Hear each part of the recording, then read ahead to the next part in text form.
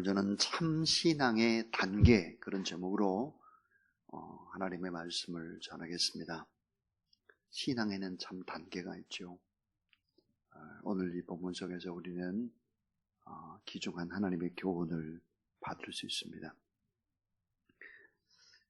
제가 속해 있는 곳은 서울 강동노회라고 하는 노회입니다. 몇 년 전에 부노회장으로 섬기셨던 광복교회 김장국 목사님께서 사순절이 시작된 2월 중순이었습니다.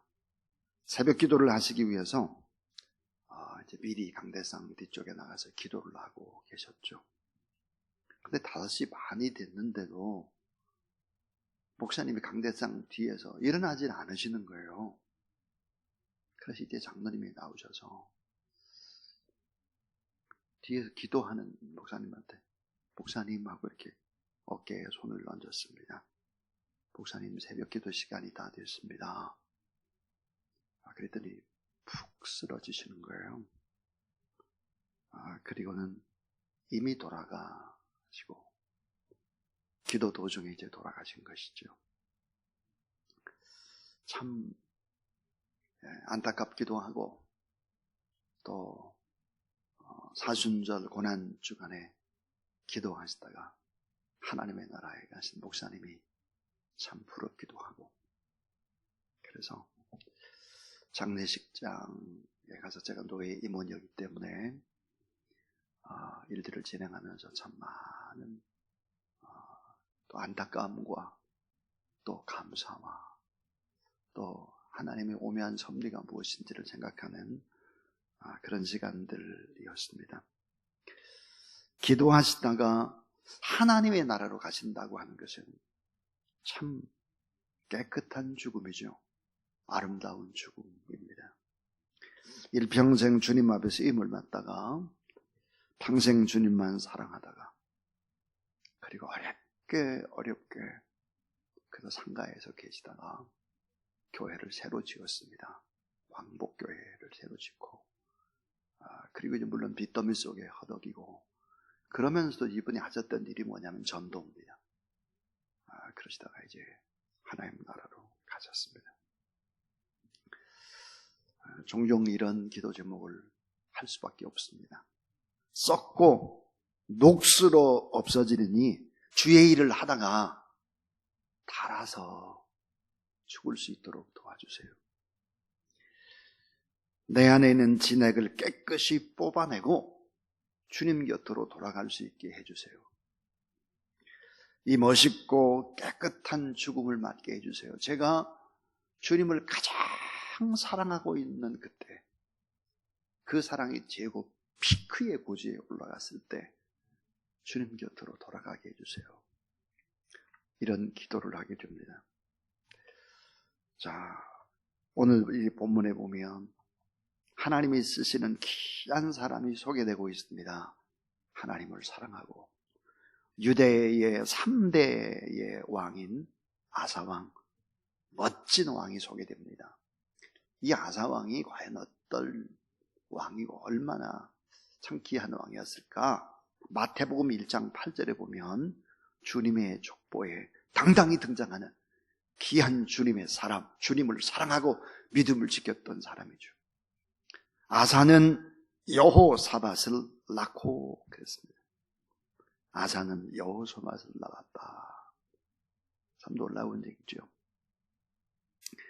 하나님 앞에 칭찬받는 그런 왕들이 있었죠. 아사 왕이라든지, 그 다음에 여호사밧이라든지, 히스기야라든지, 요시야라든지, 이런 왕들 다 물론 개인마다 빛이 있고 어두움이 있지만 하나님이 시각에서 보면 정말 하나님을 사랑한 귀한 사람이었다, 이런 걸 알 수 있습니다.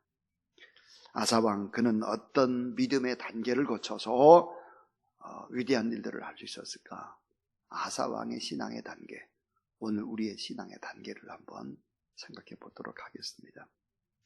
역대하 14장 2절에 보면 아사가 그 하나님 여호와 보시기에 선과 정의를 행하여 그랬습니다. 자, 이 첫 번째 단계입니다. 첫 번째 단계는 하나님을 아는 기적의 단계입니다. 하나님을 아는 기적의 단계. 자, 하나님을 안다고 하는 것은 기적 중에 최고의 기적이죠. 머리로 아는 것이 아니라 경험적으로 알고 인격적으로 하나님을 안다고 하는 것은 기적 중에 최고의 기적입니다. 출애굽기 33장 13절 내가 참으로 주의 목전에 은총을 입어 싸우면 원컨대 주의 길을 내게 보이사 내가 주를 알리시고 내게 주를 알리시고 나로 주의 목전에 은총을 입게 하시며 이 족속을 주의 백성으로 여기소서 그랬습니다. 자, 주님의 은총을 입어서 긍휼히 여김을 받고 쓰임 받게 되었다면 주를 알리고 주의 길, 즉 주의 방법을 보여주세요. 주님의 은총을 입게 해주세요. 이렇게 하는 것이 모세의 기도였습니다. 그러니까 하나님을 경험하게 해주세요. 그리고 하나님께서 내 삶을 보시고 아신다는 확신을 저에게 주세요. 그럼 제가 민족으로 일을 할게요. 그 말이. 그게 하나님을 안다고 하는 것은 이건 엄청난 기적의 시작인 것이죠. 오늘 역대하 14장 2절에 아사가 그 하나님 여호와 보시기에 선과 정의를 행하며 그랬습니다. 하나님 보시기에 하나님 앞에서 하나님이 알아주는 인생, 이게 놀라운 축복이죠. 사람들이 보고 평가하는 것이 아니에요. 하나님이 보시고 하나님이 평가를 하는 것입니다. 참 사람은 속일 수 있습니다. 그러나 하나님은 속일 수 없잖아요. 정말 어떤 때가 진정한 믿음일까? 아무도 없을 때, 혼자 있을 때, 난 무슨 생각을 하나? 그게 믿음이에요. 아무도 보지 않을 때, 하나님과 독대했을 때 어떤 삶을 사느냐? 이게 믿음입니다. 신전의식 속에서 살아계신 하나님을 늘 의식하며 살아가는 그런 여러분 되길 주의 이름으로 축원합니다. 마태복음 21장 23절에 보면 많은 사람들이 주의 이름으로 선지자 노릇도 하고 주의 이름으로 귀신도 쫓아내고 주의 이름으로 많은 권능을 행했다. 근데 하나님이 뭐예요? 난 몰라. 네가 누군지 몰라. 사람들 앞에서 사람에게 잘 보이려고 하기 이전에 신전의식을 가지고 살아가라 하는 것이죠. 죄인된 인간이 영원한 하나님을 안다고 하는 것, 그것은 기적 중에 기적, 그 시작입니다. 자, 두 번째의 단계입니다. 두 번째 단계는 하나님과 나 사이를 정리하기 시작하는 단계입니다. 하나님과 나 사이의 관계를 정리해요. 다시 말하면 우상을 제거하는 단계입니다. 우상. 역대하 14장 3절 이방 제단과 산당을 없이 하고 주상을 회파하며 아세라상을 찍고 그랬습니다. 열왕기상 15장 12절에 보니까 남색하는 자를 그 땅에서 쫓아내고 그 열조에 지은 모든 우상을 없이 하고 그랬습니다. 그러니까 나와 하나님 사이에 있는 우상들을 제거하기 시작한다. 다시 말하면 하나님보다 더 사랑하는 것을 내려놓기 시작을 하는 것입니다. 나와 하나님 사이, 그 사이에 끼어드는 사랑의 관계를 끼어들 만한 이 모든 것들을 내려놓는 것이죠. 우리는 우상을 생각한다면 남편이 우상이 되고 자식이 우상이 되고 아내가 우상이 되고 돈이 우상이 되고 예술이 컴퓨터가 쾌락이 학문이 오락이 우상인 사람들이 너무너무 많잖아요. 사실은 마태복음 10장 37절에 아비나 어미를 나보다 더 사랑하는 자는 내게 합당치 아니하고 아들이나 딸을 더 사랑하는 자도 내게 합당치 아니하다. 이렇게 얘기를 하고 있습니다. 참 우리 깊이 생각을 해봐야 합니다. 자, 이 말의 의미가 뭘까? 아비나 어미를 사랑하지 말라는 말이 아니죠. 아들, 딸 사랑하지 말라는 말이 아닙니다. 더 사랑하지 말라 이 말이에요. 하나님을 진실로 사랑하면 아비나 어미도 사랑하게 된다는 말입니다. 하나님을 진실로 사랑하게 되면 다른 것도 자동적으로 사랑하게 된다 그 말이죠. 그런데 하나님부터 먼저 사랑하고 있는지 이거를 점검해야 하는 것입니다. 정말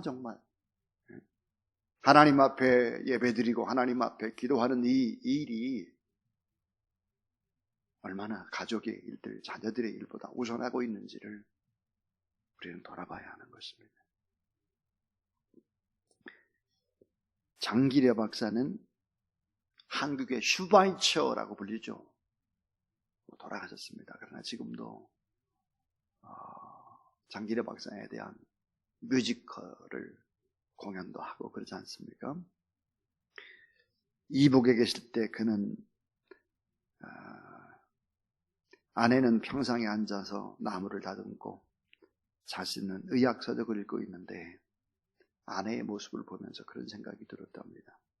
야, 저 여자라면 나는 저 여자를 위해서는 죽어도 좋겠다 이런 생각이 들었대요. 너무너무 사랑했습니다. 그리고는 잠시 며칠 동안 내가 남쪽을 다녀올게. 그리고는 남한으로 넘어오셨죠. 그리고 50년 이상을 북한에 가지 못했죠. 하나님을 뜨겁게 사랑을 하면서 한국인의 건강을 위해서 일평생 녹십자운동, 무료진료, 후학들을 가르치는 교수로 그는 늘 하나님을 사랑하고 북에 있는 아내를 그리워하며 지고지순한 사랑의 사람이었죠. 그러니까 하나님을 진실로 사랑을 하게 되면 아내를 사랑하고 남편을 사랑하고 자식을 사랑하는 것은 당연히 하는 일들이죠. 자, 아사 왕이 하나님을 사랑했습니다. 하나님을 사랑했기 때문에 아사 왕이 어떤 일을 했을까요? 산당을 없애는 게 주상을 회파하는 거예요. 아세랑을 찍어버리고 우상을 제거하기 시작을 했다 그랬어요. 남색하는 자, 동성연애하는 자를 다 제거해버렸다는 것입니다. 하나님 앞에 쓰임받는 개인, 국가가 되길 원한다면 나와 하나님 사이에 끼어있는 우상들을 제거하는 작업들, 이런 작업들이 너무너무 중요한 거죠. 이게 두 번째 단계고요. 세 번째 단계입니다. 세 번째 단계는 뭘까? 기도 생활에 능력과 기적이 나타나는 거예요. 자, 기도 생활에 능력과 기적이 나타납니다. 다시 말하면 주님을 의지하고 기도하니까 결국은 어때요? 하나님의 능력과 기적의 역사들이 막 일어나는 거예요. 이런 것들이 있어야 되죠. 역대하 14장 4절입니다. 유다 사람들을 명하여 그 열조의 하나님 여호와를 구하게 하며 그랬어요. 하나님 앞에 기도해야 된다. 유다 사람들에게 여호와를 구하게 하며 그 율법과 명령을 행하게 하고 그랬어요. 여호와를 구하게 한다. 그 말은 여호와 하나님 앞에 나와서 기도하라 하는 거죠. 뜨겁게 깨끗해진 심령, 우상을 제거하고 나서 하나님 앞에 기도하기 시작할 때 놀라운 기적의 역사들이 일어나기 시작을 합니다. 영적인 파워가 나타나고 능력이 나타나고 권세가 나타나는 것이죠. 자, 우리는 내 영이 가장 맑고 가장 투명할 때 어떤 일들을 결정해야 합니다. 그래야 기도의 응답을 받고 성령의 능력이 나타나기 시작하는 것이죠. 그래서 기도 제목을 내놓는 거예요. 기도를 부탁하는 거예요. 그래서 기도하는 일에 힘을 쓰는 것이죠. 그래서 기도 생활에 능력과 기적이 나타나는 단계입니다. 자, 그 다음에 내 신앙의 네 번째 이 단계는 평안과 형통의 단계입니다. 평안과 형통입니다. 예수 그리스도를 잘 믿어서 참 행복을 누리는 가정을 살펴보면 어떤 현상이 공통적으로 나타날까? 살짝 닫혀져 있는 그 가정에 커튼을 싹 제끼면 어떤 일들이 벌어질까? 참 행복하게 평안하게 살고 있는 가정에 누가 있을까? 어떤 사람, 그 누군가는 영적으로 맑고 깨끗한 기도의 사람이 있음을 발견하게 됩니다. 그 가정을 지키는 기도자가 반드시 있다는 것을 알게 되죠. 좀 부족하다고 할지라도 눈물로 기도의 씨를 부르는 사람이 있고 가정의 한복판에 참 평안과 형통이 있게 되는 것은 바로 기도의 사람 때문이죠. 오늘 말씀에 보면 5절에 나라가 그 앞에 평안함을 얻으니라. 6절에도 보니까 평안함이에요. 7절에도 보니까 따라하세요. 사방에 평안과 형통을 주었고 8절에 보니까 아사의 군대는 유다 중에서 큰 방패와 창을 잡은 자가 30만이요 베냐민 중에서 작은 방패를 잡으며 활을 당기는 자가 28만이라 큰 용사였더라 그랬어요. 여러분 2900년 전에 58만입니다. 잘 훈련된 공수 특전단이 58만이에요. 58만. 2900년 전에 큰 방패부대, 창부대, 작은 방패부대, 활부대에 막강한 힘을 얻은 아사왕. 그래서 어떻게 될까요? 성읍을 건축합니다.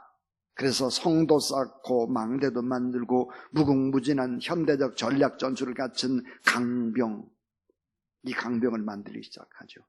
대단한 축복입니다. 엄청난 기적입니까? 형통과 평안함과 놀라운 역사, 기적이 일어났습니다. 자, 신앙생활이 여기까지면 얼마나 좋을까요? 지금 신앙생활의 4단계를 얘기했습니다. 하나님을 아는 지식의 단계, 하나님을 경험하는 거예요. 놀라운 일이죠. 하나님과 나 사이의 관계를 정리하는 거예요. 우상을 다 회파해내는 거예요. 기도생활의 큰 능력과 기적이 나타나기 시작을 해요. 그리고 형통과 평안의 기적이 일어납니다. 이게 신앙생활의 제1막에 해당하는 것이죠. 1막. 어떤 분이 이런 얘기를 했어요. 목사님, 왜 예수 믿는 게 그렇게 어렵습니까? 너무 힘들어요.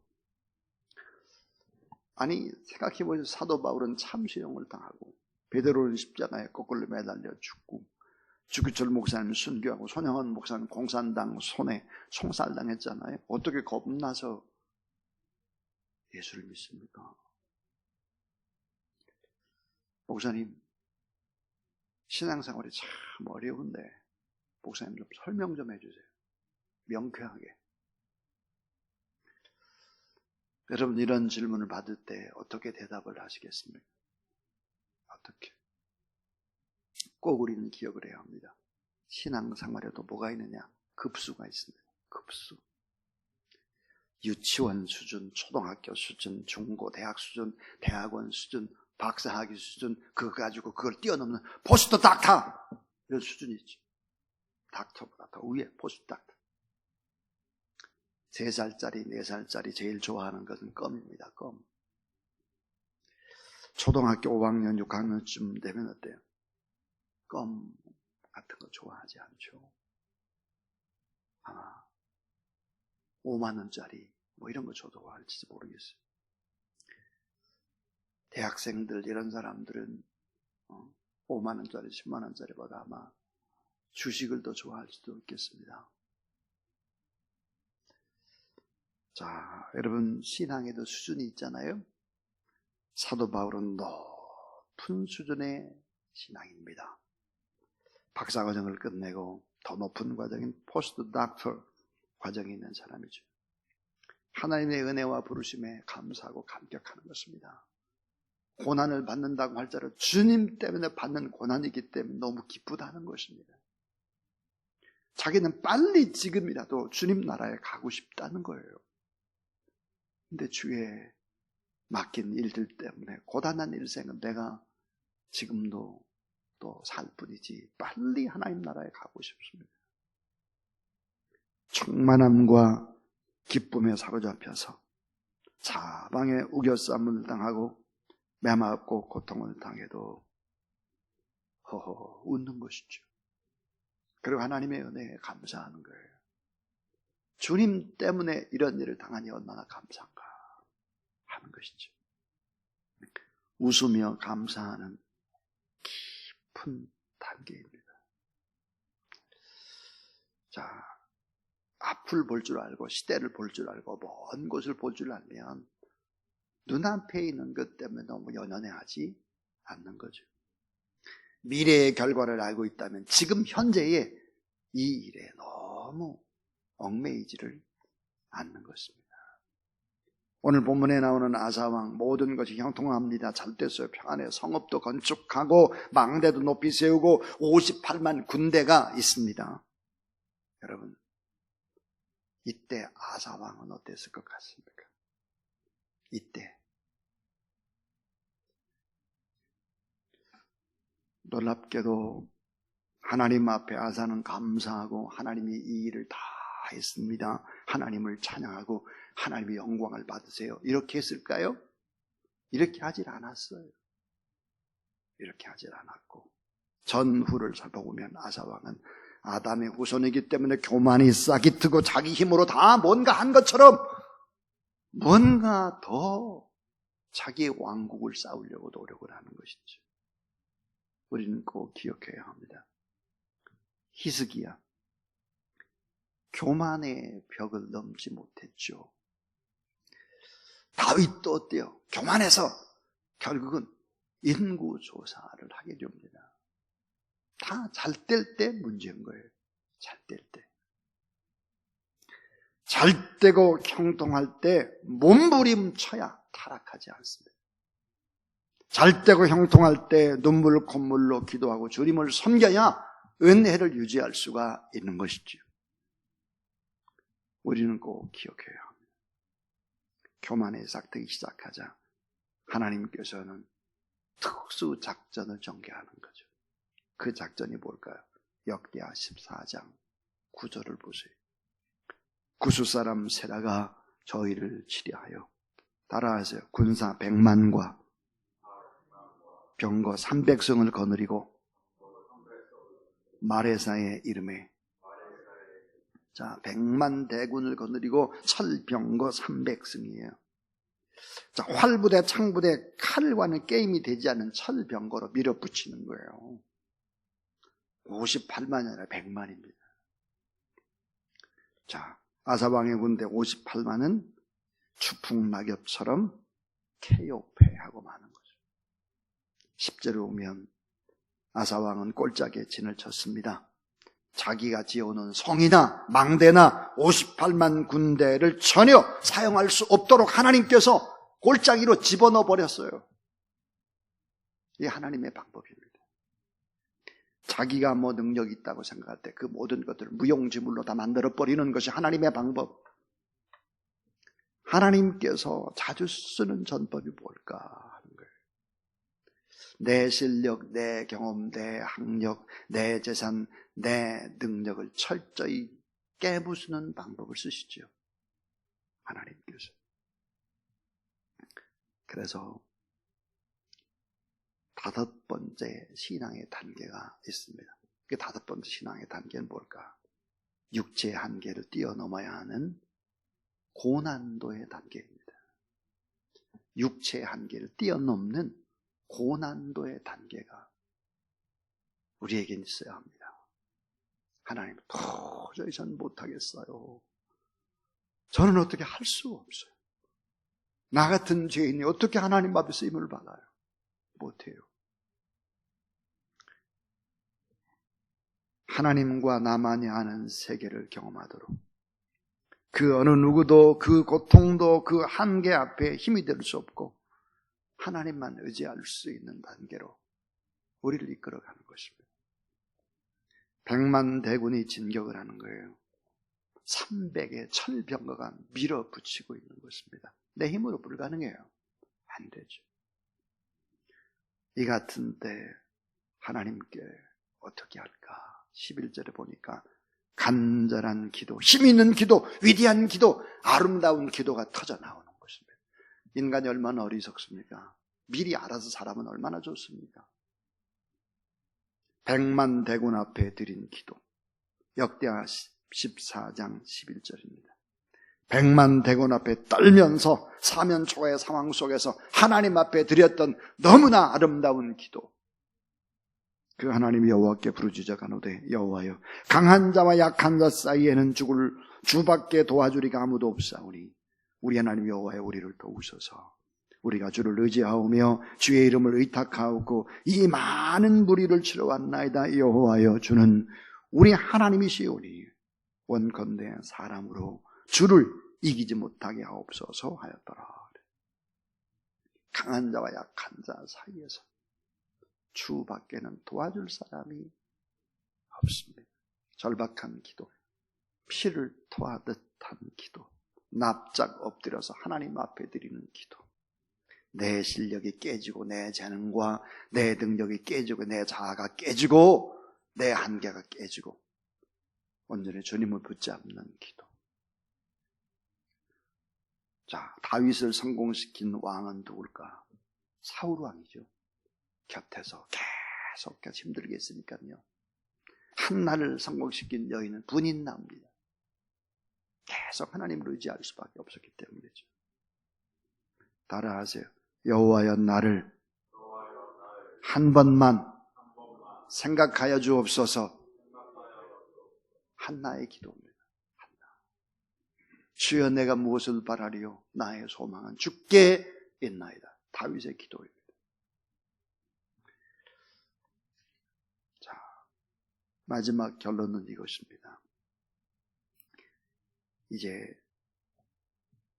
마지막 단계, 6번째 단계, 육체의 한계를 뛰어넘는 고난도의 이 기도의 단계를 뛰어넘게 되면 어떻게 될까요?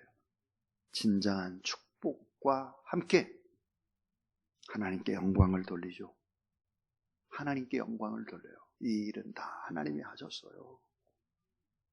자신의 허물과 자신의 부족함을 보고 하나님이 아니면 도저히 불가능했노라고 하나님 앞에 영광을 돌리는 것이죠. 역대하 14장 12절에 보니까 이렇게 하나님 앞에 납죽 엎드려 아사왕이 기도하는데 어떤 기적이 일어나느냐. 100만 대군을 물리치고 승리하죠. 수많은 전리품을 얻습니다. 그리고는 어떻게 예루살렘으로 승전가를 부르면서 돌아오는 거예요. 큰 영광은 하나님 앞에 올려드립니다. 신앙 이런 단계가 있죠. 단계. 사랑하는 여러분, 우리의 단계는 어디인지 모르겠습니다. 아마 각자가 잘 생각을 해보십시오. 근데 꼭 이런 단계를 안 거치고 잘 가는 사람들도 있습니다. 그런 사람들은 누굴까요? 언제나 새벽에 제단을 지키고 예배로 승부를 걸고 이런 사람들은 미리미리 작은 부분들을 하나님과 막고 회복시키고 또 치료받고 온전케 되고 그렇게 하면 동행하는 사람들도 있습니다. 하나님 앞에서 내 신앙의 단계가 어느 단계에 있는가를 쭉 살피시고 또 믿음으로 승리해서 또 하나님 앞에 영광 돌리고 더 큰 역사 이루는 그런 저와 여러분 우리 모두 다 될 수 있기를 주님의 이름으로 축원합니다.